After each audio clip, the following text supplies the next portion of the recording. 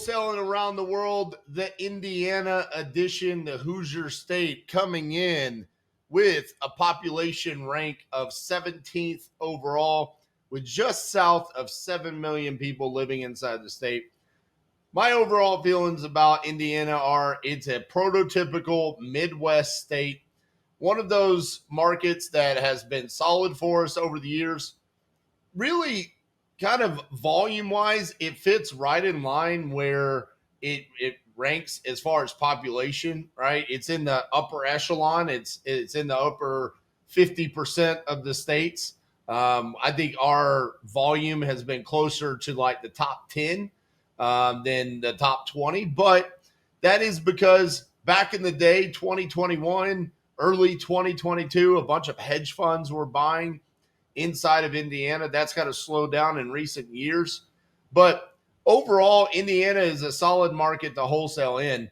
Obviously, the largest city inside of Indiana being Indianapolis, a great location to wholesale in. It comes across where, you're going to have the deals that are good for flippers, great for landlords. You're going to have price points that range across the board. But as you move outside of Indianapolis, then you get into some of the secondary markets in Indiana. The comping and underwriting is going to be crucial for you to pay attention to the as-is comps, just like the majority of the Midwest states, similar to Ohio, Michigan, Illinois, very similar to that, where you're going to have to pay attention to what is the competition that's on the market, right?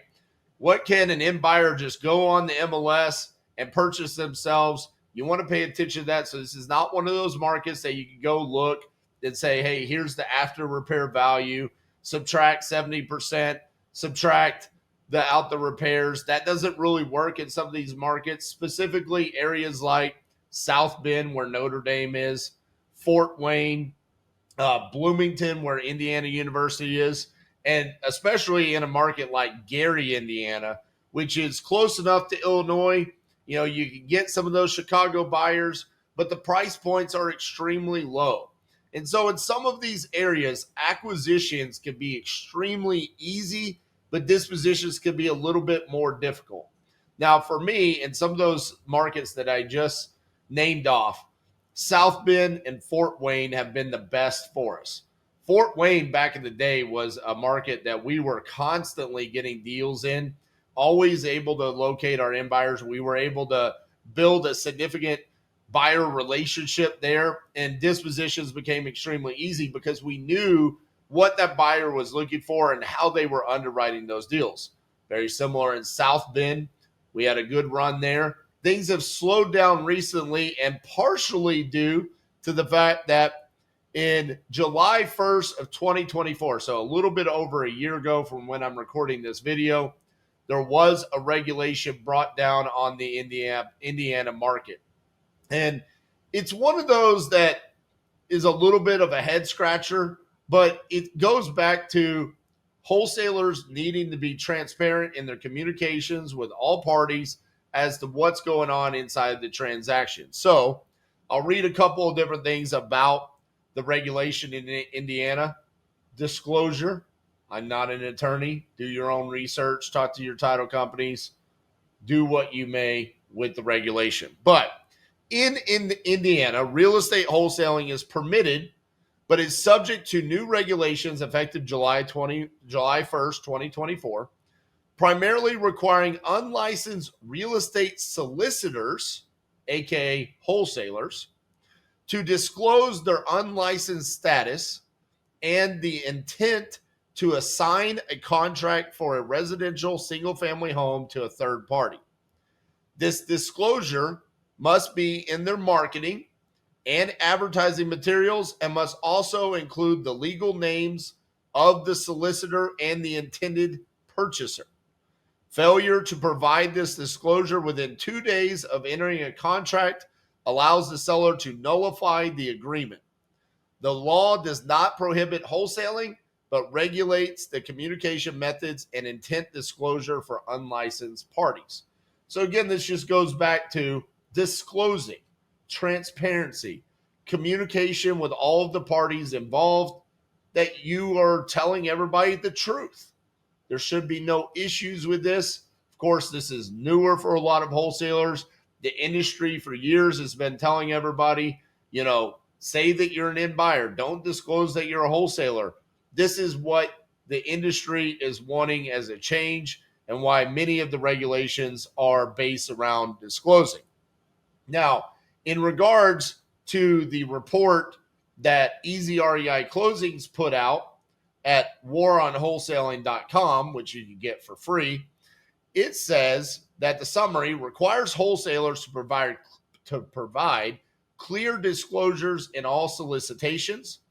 The law categorizes failure to disclose as deceptive, allowing enforcement by the Attorney General. And then this is something that is very unique and something I haven't seen in any other state. Wholesalers must register with the State Department of Revenue as a retail merchant and must pay sales tax. So the impact of this is it ensures homeowners are informed of a wholesaler's intent and role in transaction, and the penalties are civil actions, fines, and potential lawsuits for deceptive practices.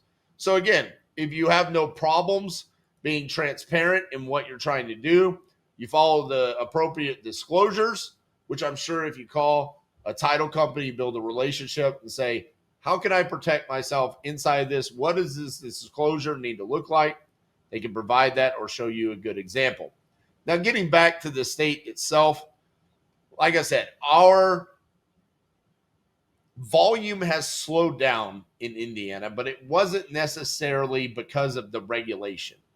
It actually has just slowed down due to the fact that the hedge funds actually pulled out of Indiana back in late 22 and early 2023. And so our volume, because of that, really slowed down. We have done deals in Indianapolis. We've done some deals in Fort Wayne, but South Bend has really slowed down. But some of the other markets that can be really good for you, Muncie, Indiana, we've done deals. Richmond, I talked about Bloomington. Kokomo is another one that has been really good for us.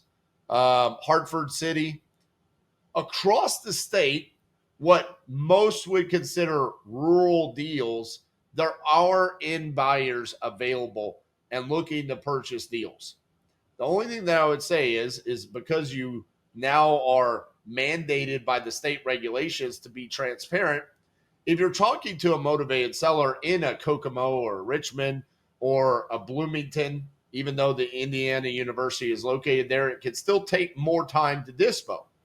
So through your transparency, you can leverage the fact that you are telling them that you are a wholesaler and ask for more time. This is important because, yes, there are end buyers, but that can be leveraged against you in the fact that there's limited end buyers in some of these markets. So ask for more time from the sellers and explain the reasoning. This is an opportunity that we can leverage that regulation to put ourselves in a better position where more deals cross the finish line and we're not having to terminate deals because we try to put ourselves in a tough spot with only allowing 7 to 14 days for dispositions in some of these rural markets. So leverage the fact that you're being transparent and ask for that up front and explain to the sellers why. Now, also during your comping and underwriting, you should be able, because you're paying attention to those as is, that current market value comps, you can see exactly where your end buyers are buying. Leveraging the softwares that are available to us today, like Investor Base, Investor Lift, and Deal Speed, you know who those buyers are and you can contact them, but you can also see exactly where they're buying their deals inside of these different markets. So if you are utilizing PPL or even cold calling and whatever you're doing for lead generation, as these leads come in and you get that and you're analyzing your deal, you can go into your dispo software, see what end buyers have purchased and how many deals they bought in that area before you lock it up, knowing that, hey, I have an end buyer already in these areas.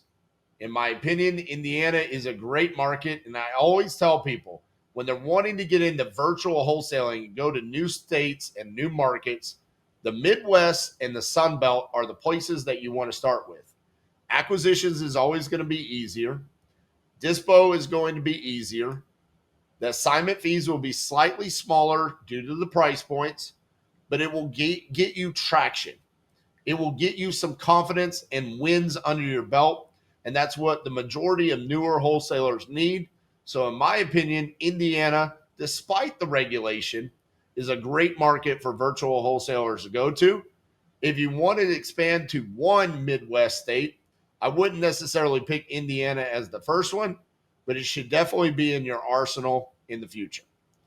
For those of you that are doing deals currently in Indiana, let me know how I did breaking this down in roughly 10 and a half minutes. Show me some love, like today's video, and we'll see you guys tomorrow.